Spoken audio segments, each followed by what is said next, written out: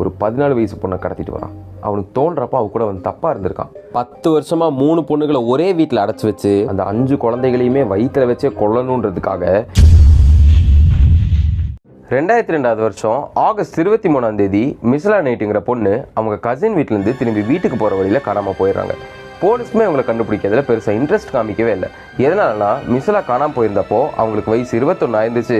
இது இல்லாமல் அவங்க அந்த டைமில் பெரிய மென்டல் டிப்ரெஷனில் இருந்தாங்க. எதனாலனா அவங்களோட பையனை அவங்களால சரியாக பார்த்துக்க முடியலன்னு சொல்லிட்டு அவங்க பையனை அவங்க கிட்ட இருந்து பிரித்து கொண்டு போனதால இவங்களோட இன்ட்ரெஸ்டாலேயே இவங்களோட வீட்டிலேருந்து யார்கிட்டையுமே சொல்லாமல் வெளியே போயிட்டாங்கன்ற மாதிரி போலீஸ் நினச்சி இவங்களை தேடாமையே விட்டுறாங்க.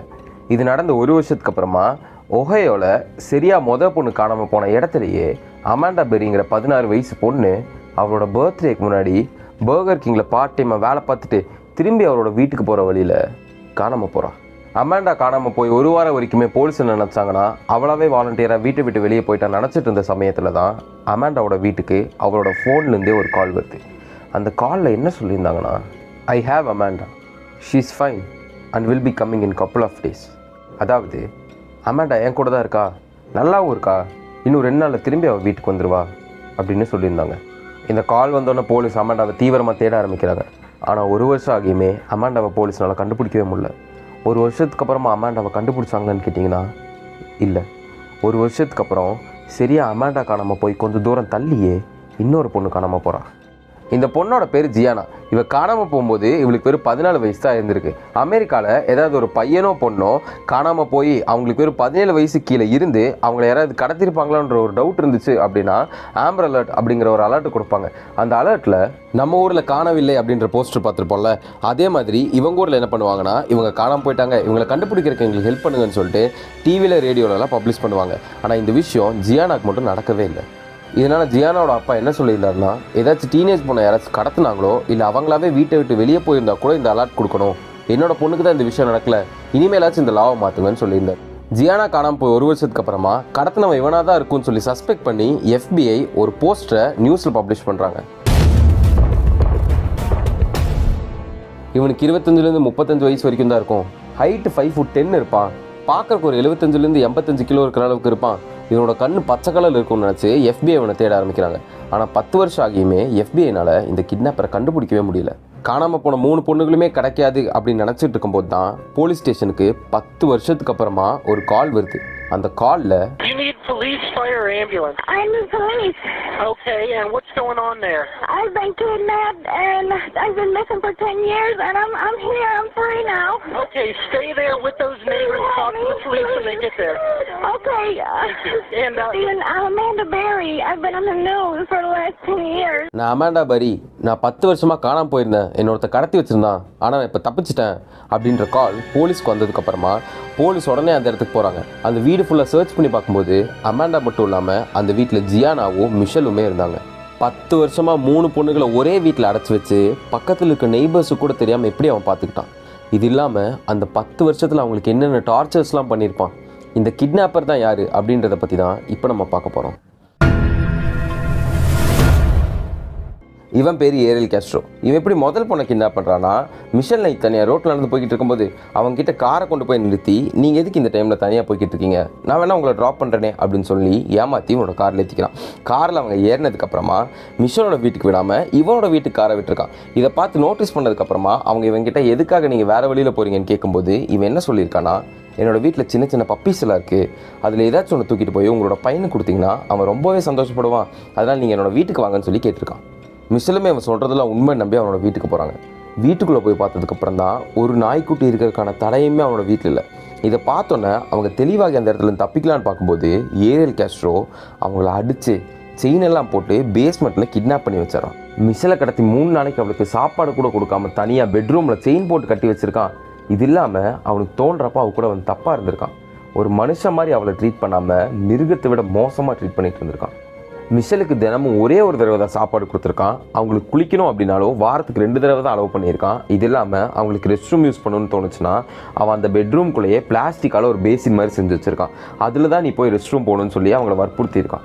மிஷலை கை காலெல்லாம் செயினை போட்டு கட்டி ஒரு ஜெயில் கைதி மாதிரி ட்ரீட் பண்ணிட்டு இருக்க சமயத்தில் தான் அவனுக்கு கம்பெனி கொடுக்கறதுக்கு இன்னொரு பொண்ணை இவன் கூட்டிகிட்டு வந்திருக்கான். இவன் 2வது அமாண்டா பெரின்ற ஸ்கூல் படிக்கிற பொண்ணை கடத்தியிருக்கான். அந்த பொண்ணு பர்கர் ட்ரீல பார்ட் டைம் ஜாபெல்லாம் முடிச்சுட்டு திருப்பி வீட்டுக்கு போகிற வழியில் காரை கொண்டு போய் அவள் பக்கத்தில் நிறுத்தி உன்னை வீட்டில் நான் விட்டுறேன்னு சொல்லி கேட்டிருக்கான். இந்த தடவை யாரோ தெரியாத பொண்ணை கடத்தாமல் நல்லா தெரிஞ்ச பொண்ணை தான் கடத்த ட்ரை பண்ணியிருக்கான். அமாண்டாக்கு கேஸ்ட்ரோவை நல்லாவே தெரிஞ்சிருக்கு. எதனாலனா கேஸ்ட்ரோவோட பொண்ணும் அமாண்டாவும் ஒரே கிளாஸில் தான் படிச்சிருக்காங்க. அதனால் நம்மளோட ஃப்ரெண்டோட அப்பா தானே நம்மளை கொண்டு போய் வீட்டில் விட்டுருவாருன்னு சொல்லி நம்பி காரில் ஏறுறாங்க. காரில் ஏறினதுக்கப்புறமா இவனோட வீட்டுக்கு போய் நிறுத்தி என்ன சொல்லியிருக்கான்னா, என்னோட பொண்ணு இந்த வீட்டுக்குள்ளே தான் இருக்கா, நீ போய் பேசிட்டு வா, அதுக்கப்புறம் நான் உன்னை போய் வீட்டில் விட்டுறேன்னு சொல்லி அந்த பொண்ணை என்னோட வீட்டுக்குள்ளே கூட்டிகிட்டு போகிறான். முன்னாடி என்னெல்லாம் பண்ணானோ அது எல்லாத்தையுமே இந்த பொண்ணுக்குமே பண்ணுறான். இந்த பொண்ணு கூடயும் தப்பாக இருந்திருக்கான். இதெல்லாம் முடிச்சதுக்கப்புறமா இந்த பொண்ணையுமே ஜெயில் கைதி மாதிரி அவனோட வீட்டில் அடைச்சி வச்சுக்கிறான். அமாண்டா, மிஷல் நைட் 2 பேருமே அவனோட வீட்டில் இருக்கும்போதே இன்னொரு பொண்ணு இவனுக்கு தேவைப்பட்டு ஒரு 14 வயசு பொண்ணை கடத்திட்டு வரான். ஏரியல் கேஸ்ட்ரோட இன்னொரு பொண்ணு ஜியானாவும் கிளாஸ்மேட்ஸ். அமாண்டா கிட்ட என்னெல்லாம் சொல்லி அவளை கடத்தினானோ அதே மாதிரி இவகிட்ட சொல்லி இவளையுமே கடத்தி கொண்டு போய் அவனோட வீட்டில் வச்சுக்கிறான். 3 பொண்ணுகளையுமே அவனோட வீட்டில் வச்சு பயங்கரமாக டார்ச்சர் பண்ணியிருக்கான். இதில் மிஷல் நைட் இவனால் 5 தடவை ப்ரெக்னென்ட் ஆகிருக்காங்க. அந்த 5 குழந்தைகளையுமே வயிற்றில் வச்சே கொல்லணுன்றதுக்காக அவங்களுக்கு சாப்பாடே போடாமல் வச்சுருக்கான். இது இல்லாமல் அவங்கள போட்டு பயங்கரமாக அடிச்சிருக்கான். இதோட ரிசல்ட்டாக அவங்களோட 5 குழந்தையுமே வயிற்றிலே இறந்து போயிடுது. மிஷல் நைட் ஒவ்வொரு தடவை ப்ரெக்னென்ட் ஆகும்போதுமே ரொம்பவே பயப்பட்டிருக்காங்க. எதனாலனா ஒவ்வொரு தடவை ப்ரெக்னென்ட் ஆகும்போதும் டார்ச்சர் அனுபவிக்க போகிறது அவங்க தானே.